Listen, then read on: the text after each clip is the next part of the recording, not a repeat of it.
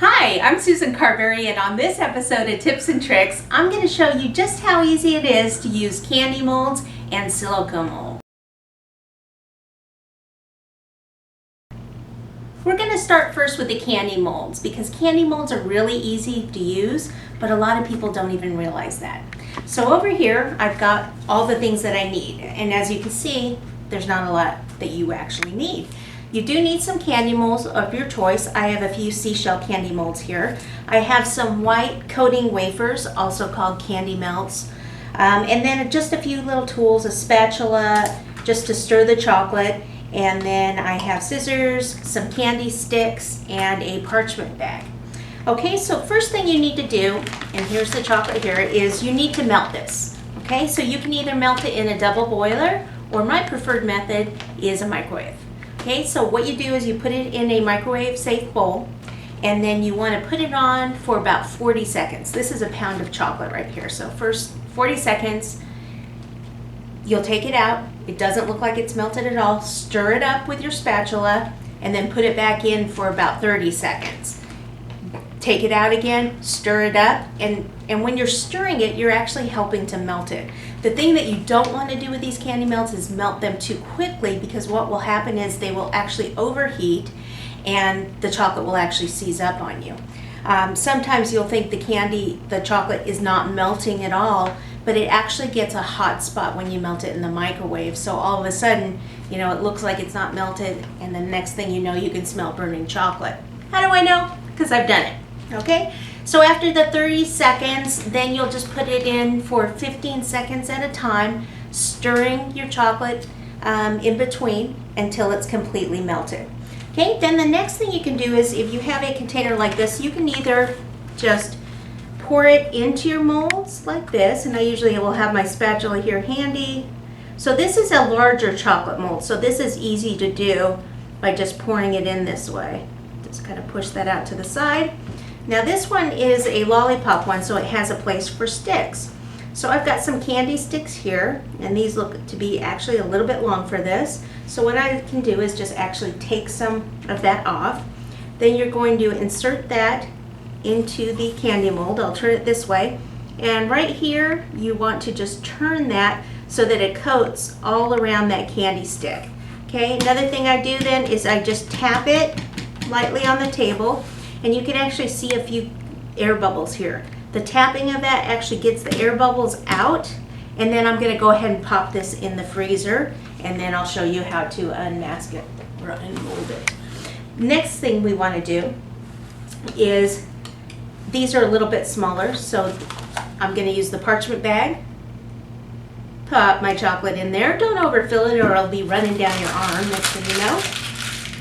And then take the scissors, move it away from my container because I don't want any of the parchment bag in there, right? Because it's a little chewy, gets kind of stuck in your teeth, and it's not so good.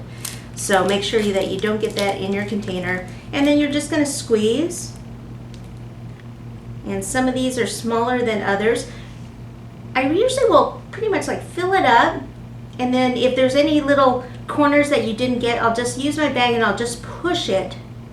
Just push the chocolate to the corners rather than squeezing more chocolate in. I don't really like to overfill these because then I just have extra work at the end by trimming them. Okay, so you can just continue. I'll just leave it at probably half full here. And then just like the other mold, we take it on the table, we tap it, makes the chocolate flat, and also gets any air bubbles out. Okay, so that's the first couple of steps there. I'm going to go ahead and pop these in the freezer, and we'll be back when they're ready to come out. Okay, I'm back with the molds out of the freezer. They've been in there for about 5 minutes. And what I want to do is, this one I can feel is loose. I usually will put my hand behind it like this and then go ahead and take that out. And then you can see that right there. I may have over poured here a little bit, so I can just trim that off with a paring knife. I'll move that one off to the side. And then when it's like this, sometimes I'll just kind of tweak it just a little bit and then pop it upside down and then just go like that and pop them out. Okay? If you're going to color them with dusting powders, you just want to wait for them to dry and then color them.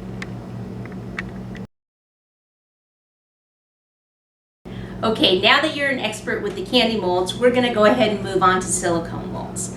Now, silicone molds, you can use several different things in the molds. You can use rolled fondant, you can use chocolate like I showed you, you can use marzipan, you can use rolled buttercream, and you can also use modeling chocolate. So you have quite a variety of things that you can use in these molds. Next thing, you want to be sure that you have a good quality silicone mold. All of my molds in the Susan Carberry Designs collection are FDA approved and food safe. So if you're going to be out there buying molds online, you know, eBay or all these other places, you want to just be wary of the ones that come from other countries and just make sure that they are food safe.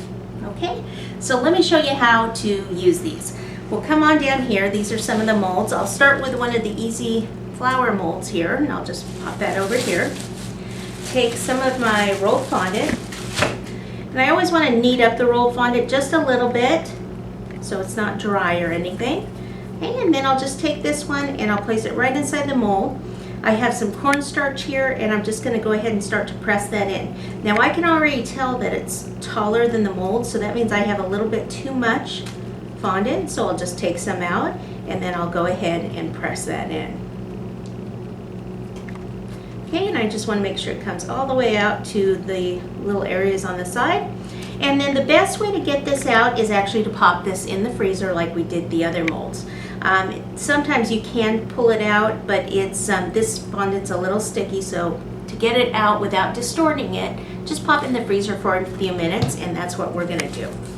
Now for this type of mold, it's actually easier to roll your fondant into a cord first. So I'll just take some in my hands here, roll it into the cord, and go ahead and place it in the mold.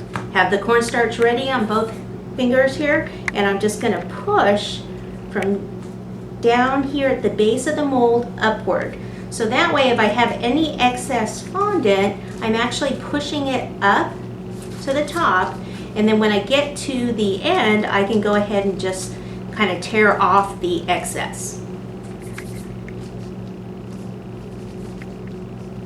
Almost there. So you can see how easy this is. Some people like to overfill it and then use like a spatula to take off the excess fondant. I find that you still end up kind of doing this with your fingers anyway to get it into all those little grooves. So I just feel like it's a little bit faster to do it this way. Okay, so that's all in. We're going to go ahead and pop those into the freezer. And it just depends on the size of the mold. Probably about 5 minutes and they'll be good to go. Alright, we're back with the silicone molds here, and they've been in the freezer for about 10 minutes, so they do take usually a little bit longer than the chocolate. You just want to flex the mold all the way around like this and push from behind with your finger to pop it up and out like so. Then what you can do is you can lay it flat to dry, or you can actually give it some movement like this, and you can even put it on plastic wrap, let it dry, and then you can color it with your dusting powders after. And then here's the other one here, the little kind of tiki looking bamboo type. And what you want to do on this one is actually kind of pull some out and then flex the mold back. So let the mold actually do the work for you rather than trying to pull it out and stretching the fondant. Okay? Then if you see any little rough spots like right here, all I do is take my fingers and just kind of push that behind, and that just means that those are areas that I didn't push the fondant in enough. Okay, and again, you can either put this right on the cake. You really do want this one to go on when it's still soft, so that, you know, especially if it's going a border around a cake like this, you'd want to go ahead and be able to bend it. And if you let it dry, then you're not going to be able to bend it, right? So there's how that would work. Over here, this one was done with white, you can see on the back. And then I went ahead and used some of my petal and luster dust to color that. And I just wanted to show you a few more examples of the molds after they've been colored with the dusting powders. So if you look over here, the swag one right here is more of a shabby chic look down here. And then we've got the feathers with all the beautiful colors. We've got some cute little buttons, either in the gold, more traditional, or in the lighter whitewashed, more shabby chic. And then one of my favorites here is the seashell border mold. And this one, these are not real seashells, these are all actually colored. So this is rolled fondant border that would wrap around the bottom of a cake, and it's all hand painted with the petal and luster dust. So I hope you've enjoyed this and learned a little something. If you want more examples of how these molds have been colored afterwards, you can go ahead to my site at thecakecottage.net and look under silicone molds, and there will be examples of the molds with the colored product next to it. Okay, until next time, hope you've enjoyed this episode of Tips and Tricks.